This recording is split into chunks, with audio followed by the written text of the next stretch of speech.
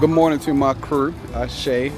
Um, as I just showed up at my first locations, this is just another one of these vacuum videos. It's very tight door to get into. I have a wall and I have to get in between another trailer. So pay close attention to my turns and just grab what you can grab from it. Right now I don't have another camera inside of the truck, so I won't be able to talk you through the process. But just take notice at some of the tips that I do. Okay, there's my tractor and trailer, and there is the door I need to get on. So this is what I'm going to do. Back around, have it on my handy dandy tripod here, and hopefully I can grab the entire scene. Okay, that should be good enough.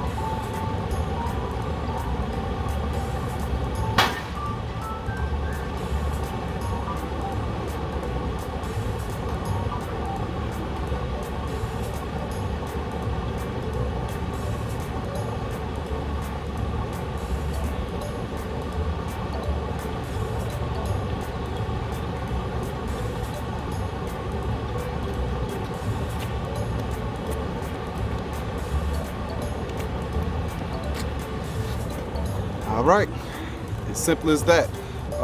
As soon as I got out of the truck, I had to chuck my wheels. That's just one of the instructions that they use here.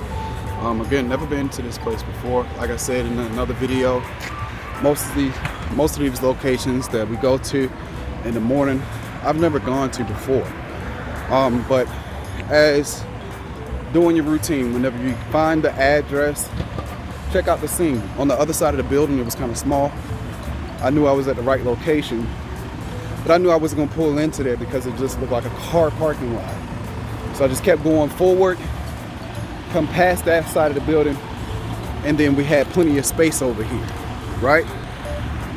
So we had this opening right here, which I could have turned to, but then what I started looking for was a shipping and receiving door. We had this opening, and then you also have that side, which has trucks and trailers over there. But I started seeing that sign right there, and it said drivers check in before docking into a door position. So I said that's got to be my shipping and receiving office. So I went ahead and spun the truck through here, coming alongside, and that's where I had my setup at. So if you guys don't know what chocking the wheels, trailer wheels are, I would take you in between. That's why I still got my door open. I went straight back here in between. I know some of you bigger guys gonna have to turn sideways. I'm not poking fun, but it's just what it is at some locations. You just take that little thing right there, this chop, wheel chop, and put it behind the wheels. That way, whenever they're uploading and offloading, getting on and off, getting on and off, the camera around, the trailer will not move, okay? So I don't know how long I'm gonna be here. I don't know if they're gonna take forever to get me off. And they said to chock both wheels. Both of the chocks look different, okay? That one was rubber, one is steel, okay? As you see, I did the backing up in one shot because I do like to back up. And I told you in another video, that's what I do. I typically do it in one shot if I'm not holding the cell phone or camera guys that footage. But while I was backing up, I utilized the space that I had in the parking lot, which is very key. The first thing that I did when I got in was back up. You saw what I did? I backed up because I didn't know if he wanted me to go alongside the building or not. But as you see, I had all of this space to use. That's a ton of space. So even if I wanted to straight line back into that door, I had plenty of space to do so, okay? So what I did, as you see, I got my headerboard straight up with the door. Then I started turning my wheel to do a 45-degree angle. And the angle that I had for it was I started backing in. I knew all I had to do was hug the line with my trailer tires. Did it get tight? Yes, it got tight, but I kept with it because I know how to turn my trailer depending upon my rate of speed. I can go fast, I can go slow. I chose to maintain the speed I had because I just know my angles. I've been doing this long enough, plus I have yard jockey experience, so I know how to get out the way, I know how to hurry up and do it. I already knew that space on this side. My main concern was making sure that I did not tap this trailer that's on side of me. So it's never a problem. It's never a problem for me to back into a door. Hopefully one of these days I will have a more challenging dock to get onto, so I can show you guys how to actually figure out your setup. Some places you go to, the setups are completely different. You have to figure out your setup. Sometimes you have to come out here and study the scene, just like you playing chess, and do this whole little number right here. Okay, I got this obstacle over here. If I turn the trailer right here, I'm not gonna fit. Most likely I could fit, but I'm not gonna fit. I'm not gonna be able to do it safely. But stay away from blindsiding if you can. Try to make that your last option because you can't see anything on the scene. You know, if you can stick to your driver's side, please, by all means do that. If you don't have to do any angles that you can get to a straight line backing, although I had that option, I didn't need to work that hard to turn my trailer into the yard just to try to back line, you know, straight line back. When you're in school, if you're in school right now, like the school I went to, All-State Career out in Baltimore, it's actually in Dundalk, okay? Alley docking is your most important skill set that you will actually test out on, because that is the one thing that you will utilize the most.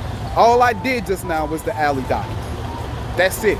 You figure that angle out, and when you're alley docking, I know in the school they have the paint and the lines on the actual curve, and you got the little jersey walls that you slide in between before it is you straighten up your truck. All the angles that they show you, you got to stop, turn the wheel, and that's just when you're learning. When you learn how to do it in one flow, that's the skill set that you're going to be using almost 100%. I can't even say 100%. I would say 98% of the time when you come to these places, alley docking is the skill set that you're going to utilize the most. All right, so that's just some quick tips from Brother Mo here, from Brother Mo's Truck.